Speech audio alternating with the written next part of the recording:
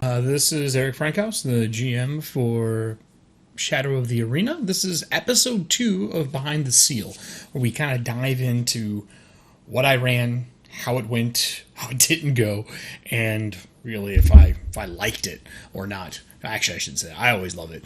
Yeah, if it went the way I wanted, if I liked that part of it. So episode 2 was different. Episode 1 really set us up for the group losing their freedom and becoming slaves to the Dominus Blythe.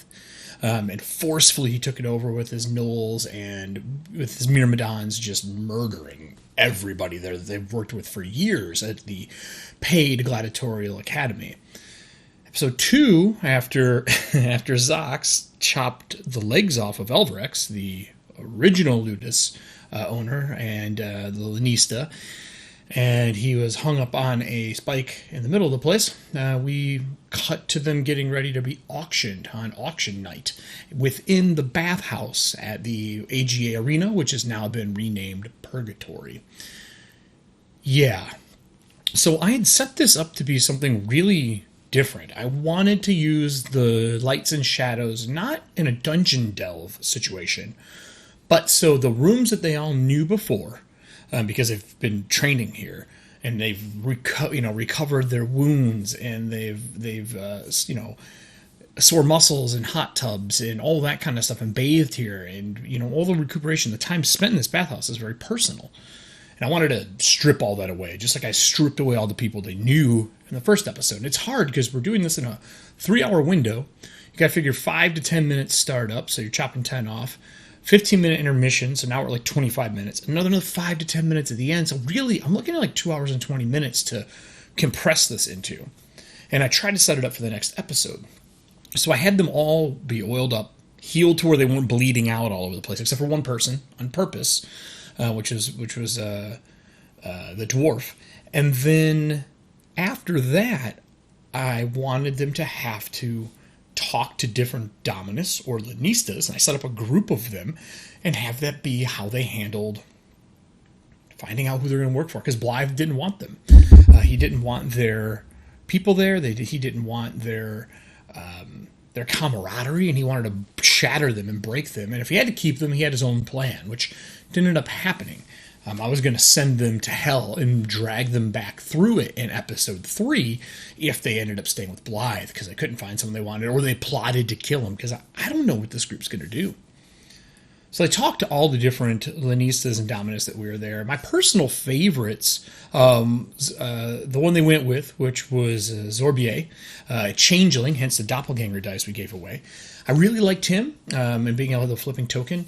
And then, personally, I wish they would have talked to the orc in the northern pools that had the 2 prostitutes or slaves that he was with, and the 2 women that came in and talked to him that were also at the gathering for the auction. I wish they would have maybe spoke to him, because that didn't happen. It was really passing, fleeting, as Grum went in there to buy some stuff, or not buy, grab wine and come back out. So it's weird running a party that is split up in a very small space, but split up through all of it. Like, I mean, just I don't see each other until almost, I think, the second half. I was like, man, this is going to be a lot of frame cutting in camera control, and I wanted this to feel cinematic. And doing it at 2.5 hours, in doing it with people who aren't actors, trained actors, means that you have to kind of lead them, and they did really well. They were awesome about it. And I told them before we started, hey, listen, there's going to be a lot of cutaway scenes from room to room to room. I promise we'll bring you all together.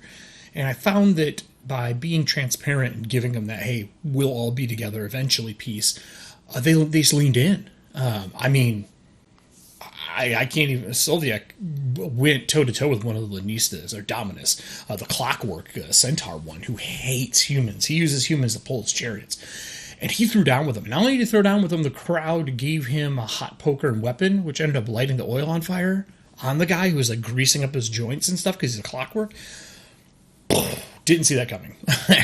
And then in the other room, Zox was dealing with Ocadia. I think it's Ocadia, the orc, one-armed orc blacksmith and trainer for the group. And he saw Beastman in there, which Grum doesn't like. And then meanwhile, I had Grum dealing with double-crossing a beastman who wanted the rights back to one of his kids that was in the same room that a woman was giving birth to a new demon. And there was a lot of dark stuff going on. I wanted it to kind of slowly rank up the darkness. And then if you cut to the northwest room, we had Slurg in there in the middle of a ritual. They're getting ready to do a ritual. So I had a lot of scenes, and they asked me if I had a lot of notes for this. And honestly, I should really, maybe I'll cut my notes and put them in, but I honestly didn't have a lot of notes. My notes for it were very tight, and they weren't if-ands. They were just scenes I wanted to have happen in each room to let the players interact with them and let them know who the important people were, because I didn't want to waste time with an investigative part of them figuring out who the Lenistas and Dominuses are here that they should be trying to gain favor with. So all that's going on, and in that main room in the starting scene, Valicia, the other Jotun, is being eaten alive. The cook, who is so happy to finally be cooking all this food for this morbidly evil and oversized monstrosity, who's like almost 7 foot tall and just never-ending hunger. He is now not so happy because he's cooking one of the gladiators and shaving meat off and torching it while she's alive through magic. It was dark. It was a dark scene. And it was cool to see some of the players saying, no matter what, we have to get her out of this because she saved them. Not once, but twice. By the end of this episode, when the arena, the crowd, the people watching, played the Beast card, and whatever summon, portaled to different rooms, and one of them portaled into the room that the fight with Solviek and the Clockwork Dominus was at. And then Zox was there, and the Myrmidons closed the door as Zorbier paid them off, and they found out that Zorbier's goal was to kill Blythe, so it was a concrete reason to join them. But meanwhile, Slurg and Grum are bringing back the Gladiatrix, who is opening her first gladiatorium, Ludus. And all this just goes to shit from the players as the crowd plays the Beast card. And we paused there, and I was not expecting a pause there, to be totally honest. I thought that they would be out of there and I would set them for the next arena scenes. And that's not what happened. I had to pause there and put a timer on it to make sure that in episode 3, that's why I said 3 rounds, episode 3, it didn't take up both halves, scene 1, scene 2, before intermission and after. So I put a timer on it, saying if you don't do this, you're fucked. you're not going to make it. So, yeah, I had a lot of fun running that. And I guess today, the thing I wanted to discuss probably more than anything else is running split games is difficult. You have to have the party buy-in at the beginning. You have to let them know what they're doing. You become a little bit of a technical director as well as a producer or director for the scenes. So for me, since we were filming this, I had the little red Demon Lord icon that I gave Grum, Jimmy, access to, because that allowed him to see the moments on screen. Granted, that's one person peering behind the veil, but he had to do technical stuff. So we used that to kind of do it. And then second half, I took all the darkness away. Everybody had seen what they wanted. I assumed they discussed it and talked about it. And I could go into what I was hoping to be the auction scene. I was going to have them all be in the auction scene. And that's not what happened. And the fight with Solviek happened, and everything went differently. So people ask me, how did I prep for that? You don't prep for that. The things I prepped heavily for in this was the different Lanista and Dominus, how they interact with players and what they were looking for in a gladiatorial group. I also did prep on each room and a little blurb on each room on what's going to happen in there. The birthing room had the most depth to it because I knew I was going to have traffic flowing in and out of that room, because that was an important moment that the players don't quite understand yet. Only Grum knows that the child being born there is to someone else in the room, and then it's a demon. When the Mistress of Bone shows in and breathes life into it, I don't think they know what's going on yet, which is pretty cool. I'm excited for that. They didn't take the Mistress of Bone, so good luck figuring that out. And then How else did I set up and plan for this? Weapons charts. So I knew during this there would be weapons throughout the bathhouse. All of the weapons there, short of military weapons, were showpieces, but I had to figure back then people really weren't making showpieces. So instead, I made sure they were in areas that they would have to spend an action getting them off the rack or taking them down, and they were in open areas. So even when the crowd put them into the game, unless it was a closed off room like the hot poker, the elemental weapon, I had a little list of them off to the side, and all I did for the list was go through the list of weapons, damage types for Shadows of the Demon Lord. I play with like basically a damage chart and a defense chart. That's pretty much what I use as I'm improving through this. And I went, okay, I need one for this type, this type, this type, and then I just randomly assign weapons to those when when the crowd says roll in the chart. I have a little chart, I roll a die, and I pull it off. And I don't do it on screen. If we had a 4-hour session, I probably would openly roll those, but I want it to be just quick and me just, handing out the gear that the crowd is bestowing to the group. So, keeping track of cards during this scene, that's another part that is we are working out. Cards are an amazing part, the stream loot cards, of what we're doing for Shadow of the Arena, but they happen so fast that tracking them is a team effort. In our Zoom chat, we mentioned when there's a card, or if we have to really call it out, we'll do it on stream. I write them out. I don't think I have the... Let me reach under here blindly. Yeah. So I just write them out on grid paper, and I cross them off as they are used. I did that because as scenes play out, if there's one in an old scene, I make sure I still have it there as an option. So, for example, the very first episode, the Spell Skull was played. That thing is floating around. And it was in 3 scenes in the last one, and no one noticed it. And because of that, it's just following them through the scenes. I'm turning it into its own story. This Spell Skull is something important and in the history of Shadow of the Arena, the 6-episode arc, but it wasn't until the crowds played it, and I'm turning it into something. It will be again in, it was in episode 2, it'll be in episode 3, and then if they don't find it in 3, I'll put it in 4, because I want it to be there because someone played that card. What else did I do for keeping track of cards?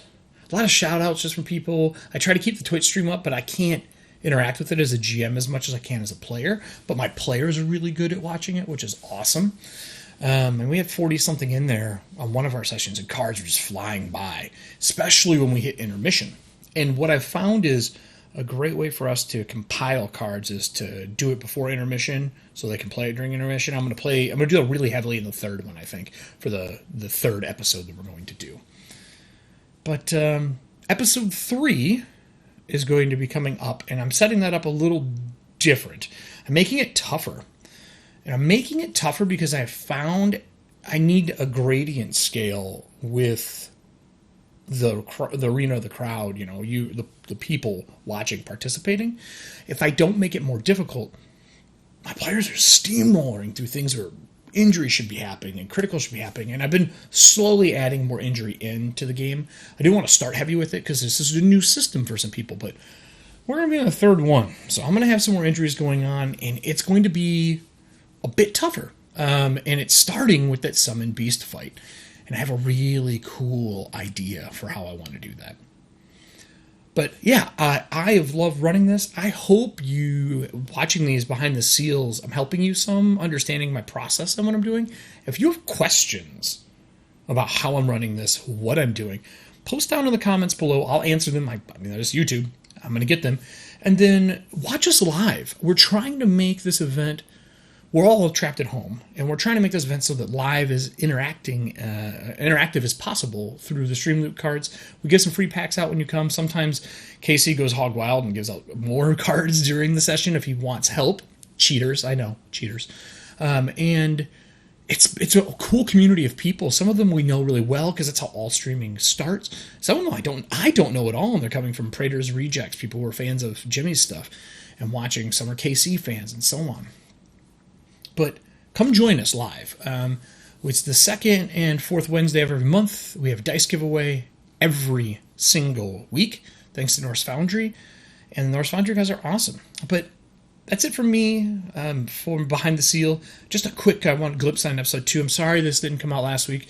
Went through a little bit of loss, my dog of 15 years, and I needed a little break from social interaction. But I'm back. I'm back strong. I keep hitting this microphone.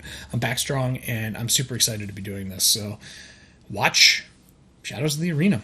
And I hope you guys come back and watch Behind the Seal. The goal is the Wednesday after I'm going to release the Behind the Seal, so everybody has a week to catch up, and I'm not ruining it for them. Actually, if you click it to watch it, you're ruining it for yourself anyway. But that's it for me, Eric Frankhouse, and the GM for Shadow of the Arena. You can find all my work on Eric Frankhouse Presents. Join my Patreon, where I do a actual play, but we don't record it, but we have a dive in, jump out campaign for Pathfinder 2 in the Kodar mountain range. The observatory map for the lodge has come out for that. Follow me on social media, same name, Eric Frankhouse and Eric Frankhouse Presents. My podcast, I have a whole series of them that I've done there that I would like to get back into doing for everybody. There's been some call out for that, but I like doing the video a little more. Maybe I'll rip them and separate them. And until 2 Wednesdays, or next Wednesday, when you guys get Behind the Seals, episode 3. That's it from me. I'll see you in the arena.